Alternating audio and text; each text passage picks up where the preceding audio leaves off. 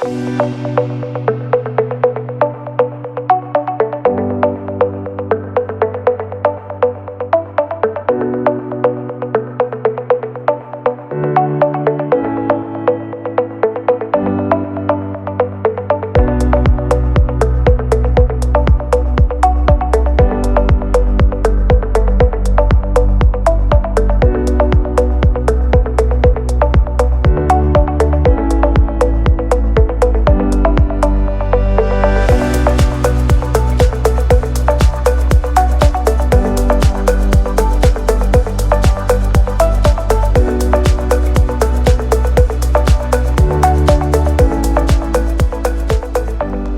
today, let's have a conversation on the simple math of investment real estate. This is my notebook. I hope you have a notebook like this. I hope you have a book where you put down your ideas, your thoughts. Man, I'll go through and put my dividends on here. There's this idea that what you think about comes about and what you focus on grows. And that's what this book is here. This is how I'm trying to get to, this is my millionaire notebook, you might say. But if we're looking at real estate, which I talk about a lot and I look at a lot, I bounce back and forth between real estate and stocks. I am a cash flow investor. I invest for yield. Sometimes stocks present to me the best opportunity. Sometimes real estate presents to me the best opportunity. The beautiful thing about embracing both of these asset classes, well, all three, I embrace cash as an asset class, real estate as an asset class, and stock market as dividend paying stocks as an asset class, and also a business. And so those are the four ways that I earn yield, is through a business, through stocks, through real estate, and through just cash. So this is the simple math of investment real estate. So when I look at a property, when I visit a house, these are the things that this is the formula that I'm running to see, is this a good investment or is this not a good investment? So in this example, we're going to look at a $150,000 house. Now, to be fair, every house I've ever purchased cost me less than $150,000.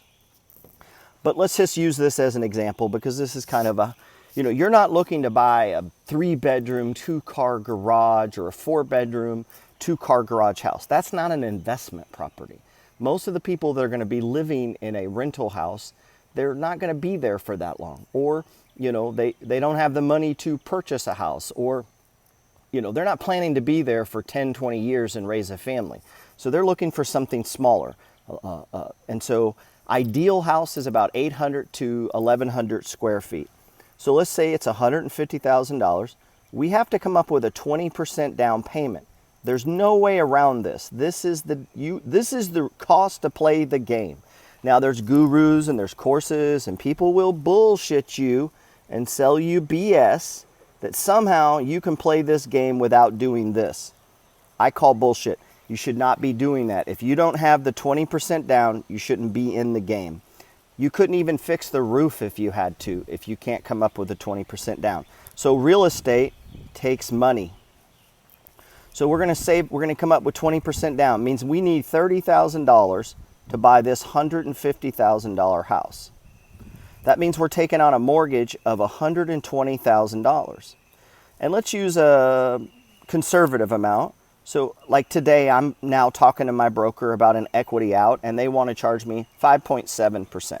You probably could get your loan a little cheaper than this, but this is what they're charging. And we're going to do a 30-year loan at 5.7% on $120,000. Our mortgage payment's going to come right around $700. Property taxes on a house like this in my area are going to run you about $2,400. If you live in a socialist republic, this could go up 2, 3, 4 times. But here in Texas, it's about $2,400. In New Orleans, it'd probably be, half this. Insurance on a property like this is probably going to run you about $1,000. I use a company called Safeco, and Safeco has landlord insurance. It's not the same insurance as on your house. Do not use the insurance agent that you're using to insure your house, because we're not insuring the inside contents of these properties, so our insurance should be cheaper. Don't use Allstate, don't use Farmers, Don't use any of those. You need to go to a company that provides insurance for landlords. So we're looking at a $700 mortgage. We're looking at $2,400 a year in property taxes, and we're looking at $1,000 in insurance. So 700 comes out to what, 8,400 a year. But let's do it by month. So 700 plus 200 plus 83, that's 1,000 divided by 12, So we're looking at a holding cost, I call it, to own this house of $979 a month. This is your cost, assuming no repairs. It's just you own the house. This is what it costs you to pay the bank, the insurance, and the taxes. Which means we need to rent this house at a minimum of $1,100. That means we would make a $100 profit. Now, some people would say that won't work. You can't do it. Maintenance costs. Listen, if you only did this and you only made $100, you will make a pile of money in the next 10 years. But we're going to try to do better than this because I want to devote $100 to maintenance. Okay, so I really am looking for $200 a month profit. So I really want to be renting this in the $1,200 range.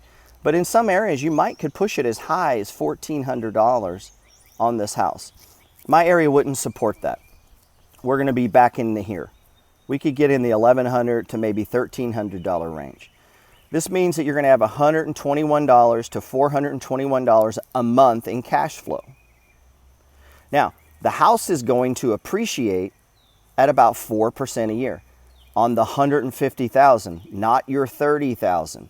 So the $150,000 times 4% is $6,000 a year in appreciation. How much did you put down? What percentage is this of this? Pretty good return.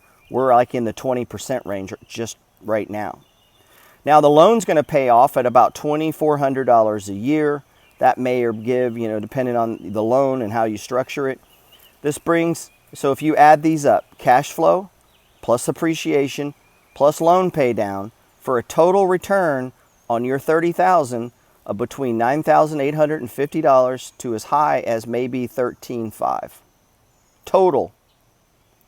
That's in the 20 to 40% return. Again, no maintenance is factored in this. Simple math of real estate continued. This includes no upgrades and no repairs. You can guess, you're not going to know. This is part of the risk of owning real estate. You don't know. I've bought houses and did nothing literally for 7 years. So who knows? I try to allocate on paper about $70 to $100 a month per house. I own a portfolio of 15 houses, which means if I set aside $100 a month, that's $1,500 a month times 12. That comes out to, it's about what I'm spending. I'm spending between $1,700 or $17,000 and $20,000 a year on maintenance on 15 rentals that collect about $11,000 a month.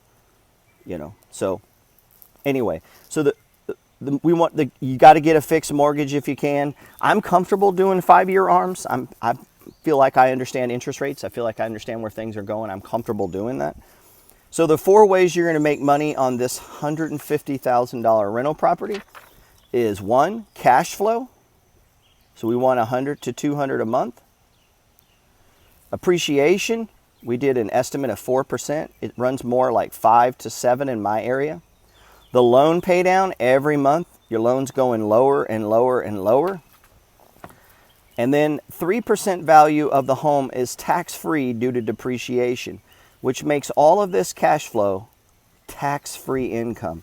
Now multiply it times 15 houses, I get between $200 and $300 a month. Add that up, that becomes a lot of money, and it's tax-free.